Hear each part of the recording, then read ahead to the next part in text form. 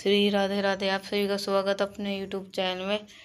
तो आपको इस वीडियो में महाशिवरात्रि के दिन क्या क्या आपको नहीं खाना और क्या क्या खाना है। शिवरात्रि के पवित्र महीने के दिन ऐसी कौन सी शिवलिंग पे ऐसे कौन सी चीज़ चढ़ा देना है या ऐसे कौन सी चीज़ आपको खा लेना है जिससे आपको लाभ ही लाभ हो। दोस्तों, आपको धन दौलत की प्राप्ति हो, इसलिए आप इस वीडियो को अंत तक ज़रूर देख लेना। तो आप अगर इस वीडियो को अंत तक देख लेते हैं तो आपकी जो भी मनोकामना है वो पूर्ण हो जाएगी। तो मुझे बताना दोस्तों, यह उपाय अभी तक आपको लाखों व्यक्ति तक को करोड़ों व्यक्ति तक पहुंच चुकी है। तो इसलिए आपको ये उपाय हम बता रहे हैं और आपसे ये विशेष अनुरोध है, इस वीडियो को ज़्यादा से ज़्यादा शेयर करें जिससे हर एक भारतीय नागरिक तक जरूर पहुँचे और कमेंट में हर हर महादेव जो अवश्य लिखे। दोस्तों, आपको कौन सी चीज़ है जो भूल कर भी नहीं खानी चाहिए। हमारी माताएं बहनें महाशिवरात्रि का व्रत रखती है तो उनका व्रत खंडित ना हो जाए, इसके लिए माता और बहनों को ये विशेष ध्यान करना चाहिए वो क्या खा रही है और क्या नहीं खा रही है। ठीक है, तो आपको ये विशेष ध्यान देना है क्या खाना है और क्या नहीं खाना है। और फिर महाशिवरात्रि के दिन साल में सिर्फ और सिर्फ एक ही बार ही आता है, इसलिए एक ही बार में इस दिन करे गए उपाय को एवं कार्य से लाभ ही लाभ होता है। तो भगवान महादेव की कृपा विशेष रूप से होती है। तो दोस्तों, तो आपको बता दें कि महाशिवरात्रि के दिन कुछ ऐसा वैसा खा लिया जाए तो महादेव का क्रोध आपको सामना करना पड़ता है। इसलिए उस व्यक्ति को इसलिए कहा जाता है कि इस वीडियो को पूरा देख लीजिएगा और अच्छी तरीके से जान लीजिएगा महाशिवरात्रि के दिन आपको क्या खाना है और क्या नहीं खाना है, क्योंकि ये छोटी सी गलती महादेव से रुष्ट कर सकती है। एक छोटा सा कार्य आपको महादेव के करीब ला सकता है। महादेव की कृपा आपके पास महाशिवरात्रि का पर्व सबसे बड़ा पर्व माना जाता है, तो मन किया जाता है दोस्तों ये साल भर की जो महादेव का प्रसन्न करने का। दोस्तों, इसलिए आपको विशेष रूप से बता रहा हूँ। सबसे पहले आपको इस वीडियो में बताएंगे आपको महाशिवरात्रि के दिन आपको कौन सी चीज़ अवश्य खाना है और कौन सी चीज़ भूल कर भी नहीं खाना है जिससे आपके महादेव की कृपा ही कृपा प्राप्त हो और आपकी हर एक मनोकामना इस दिन पूर्ण करने का बहुत महा उपाय भी बताने वाला हो। दोस्तों, तो आप इस वीडियो में हम ये भी बताएंगे महाशिवरात्रि के दिन महादेव पे ऐसी कौन सी वस्तु चढ़ा देने से लाभ ही लाभ होगा। तो दोस्तों, इस वीडियो को पूरा देख लीजिए। ऐसा उपाय महा उपाय बताऊंगा कि आपको महादेव को ऐसा क्या चढ़ा देना है जिससे आपकी मनोकामना बहुत जल्दी पूरी हो जाएगी। इस व्यक्ति को आपको पूरा देख लीजिएगा। चलिए जान लेते हैं। महाशिवरात्रि पर भगवान शिव जी की भीड़ लगेगी। कभी लोग इस पावन अवसर पर भगवान शिव को प्रसन्न करने के लिए उपवास रखते हैं। उपवास रखने से मन को शांति मिलती है। अगर आप भी इस खास अवसर पर उपवास करने जा रहे हैं तो अपनी सेहत का विशेष ध्यान रखें। साथ ही साथ इस बात का ध्यान रखें इस अवसर पर क्या खाए क्या ना खाए। आज हम आपको इस वीडियो में व्रत के दौरान क्या खाना चाहिए और क्या नहीं खाना चाहिए क्या बारे में विस्तार से बताएंगे। तो ये जानते हैं पवन पर क्या खाए क्या ना खाए, सावन के सोमवार व्रत में क्या खाए।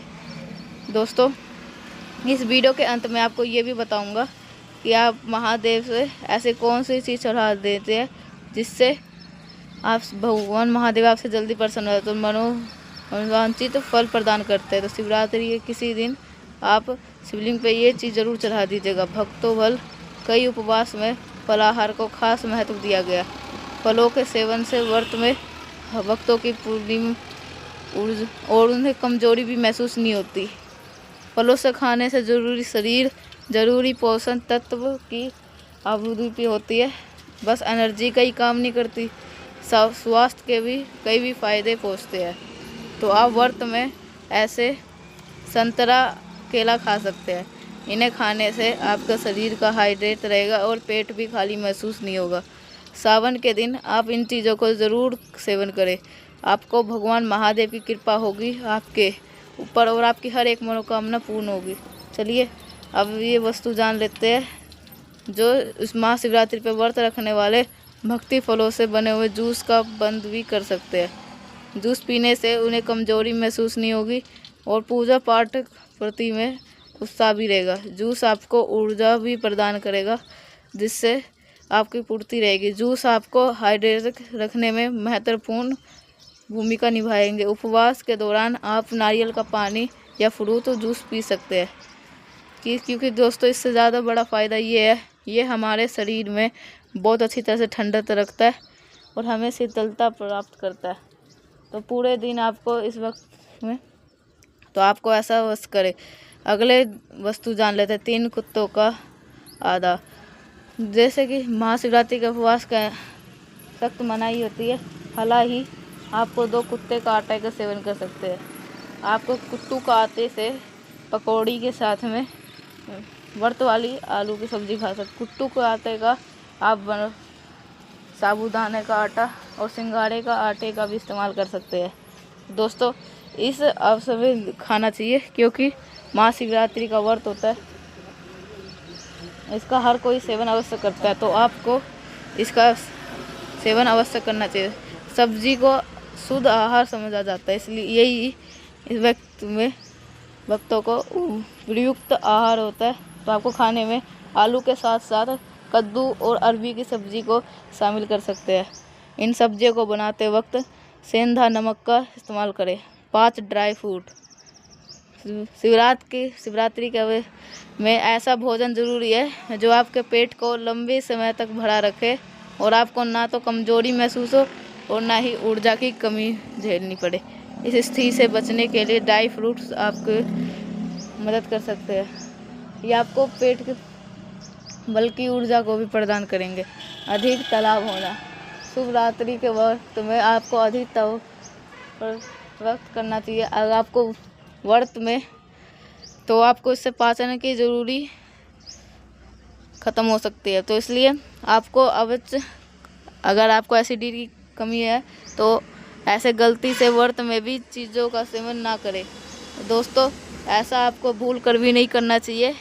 अधिक तक भोजन आप ज़्यादा करें तो इसलिए आपका पेट भी खराब हो सकता है और आपका स्वास्थ्य भी खराब हो सकता है। तो चलिए दोस्तों अब जान लेते हैं कौन सी ऐसी चीज़ है जिन्हें हम भूल कर भी महाशिवरात्रि के दिन आपको सेवन नहीं करना चाहिए, क्योंकि आप अगर इस चीज़ को संपित करते हो तो अगर आप महादेव की कृपा तो कभी प्राप्त ही नहीं होगी, बल्कि उनकी क्रोध का सामना आपको करना पड़ सकता है। इसलिए इन कार्यों को भूल कर भी ना करें, भूल कर भी ना खाएं। महाशिवरात्रि के दिन भक्तों ना कि उन्हें आपको रुष्ट करना है। प्याज लहसुन बना हुआ कोई अच्छा माना नहीं जाता, तो इसके लिए सेहत की बात करें तो प्याज लहसुन आपको सेवन करने से आपको एसिडिटी और अपच की परेशानी हो सकती है। प्याज लहसुन का अभिषेक मत करें। व्रत में सफ़ेद नमक के जगह सेंधा नमक का इस्तेमाल करें। चाय और कॉफ़ी पीने लगते हैं। इस तरीके से आहार में कैफीन की मात्रा ज़्यादा होती है। इससे आपको व्रत के दौरान उल्टी मछली की तरह की शिकायत हो सकती है। अधिक मात्रा में चाय कॉफ़ी साबूदाना से खिचड़ी खीर पूरी जैसी चीज़ों का सेवन करें। इससे आपका शरीर एनर्जी ठीक रहेगा। साथ ही साथ आपको कई तरीके से पोषण कैल्शियम प्रोटीन ऐसे प्राप्त होते हैं, तो आपको किसी तरीके की कमज़ोरी महसूस नहीं होती। व्रत में शरीर को एनर्जेटिक बनाने के लिए आप इन चीज़ों को सेवन जरूर करें और आपका शरीर स्वस्थ रहेगा।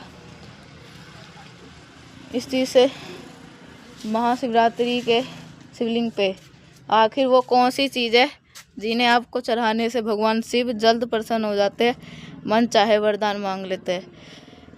आप मन चाहे कि महादेव पे ऐसी कौन सी चीज़ चढ़ा देने से आपकी मनोकामना बहुत जल्द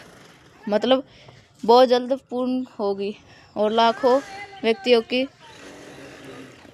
की पूर्ण होती है, क्योंकि ये उपाय आपको पहले बार भी बता चुके हैं। क्योंकि महादेव को ऐसी कौन सी चीज़ें अधिक प्रिय है। और महाशिवरात्रि के दिन ये चीज़ महादेव के ऊपर चढ़ा दी जाती है, यानी कि शिवलिंग के ऊपर चढ़ा दी जाती है या उनके पास में रख दी जाती है। तो मान के चलिए आपकी जीवन के तो सारे तारे निराले हो सकते हैं। तो दोस्तों चलिए अब ये भी जान लेते हैं कि शिवरात्रि के दिन ऐसे कौन से वस्तु को चढ़ा देने से महादेव प्रसन्न हो जाते हैं और मानसिक फल देते हैं। आपके जीवन में जाने के लिए ऐसे ऐसे मंत्र से आपको लाभ ही लाभ होगा।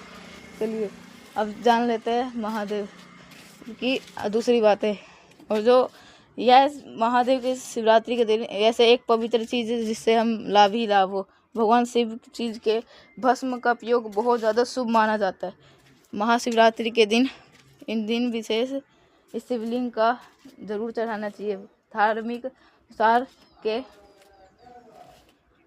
क्योंकि इसका पूरा थका रहता है। इसलिए आप महाशिवरात्रि के दिन पवित्र महीने में उनके ऊपर भस्म जरूर चढ़ाएं।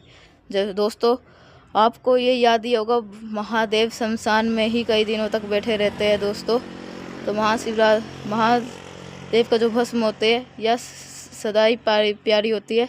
इसलिए महादेव अपने स्वयं ही अपने हाथों से ही कई बार इस भस्म को लगाते हैं। तो अपने शरीर से भस्म लगाते हुए इसलिए आपको महाशिवरात्रि के किसी भी दिन अगर आप महादेव के ऊपर भाषण चढ़ा देते हैं तो मान के चलिए आपकी तारीख निराले हो सकते हैं। तो दोस्तों ये उपाय आपको ज़रूर करें। दोस्तों अब हम अपना अगला उपाय बताने वाले हैं। दोस्तों अगला उपाय बताने से पहले अगर आपने भाषण चढ़ाई है उसे चढ़ाते हुए समय आपको एक मंत्र का उच्चारण भी ज़रूर करना चाहिए। ओम नमो शिवाय, ओम नमः शिवाय, ओम नमः शिवाय। इस मंत्र का 3 बारी आपको भाषण जरूर चढ़ती है। तो अगला उपाय आपको हम बताते हैं। अगले उपाय में हम आपको क्या करना है, तो आपको शुभ माना जाता है।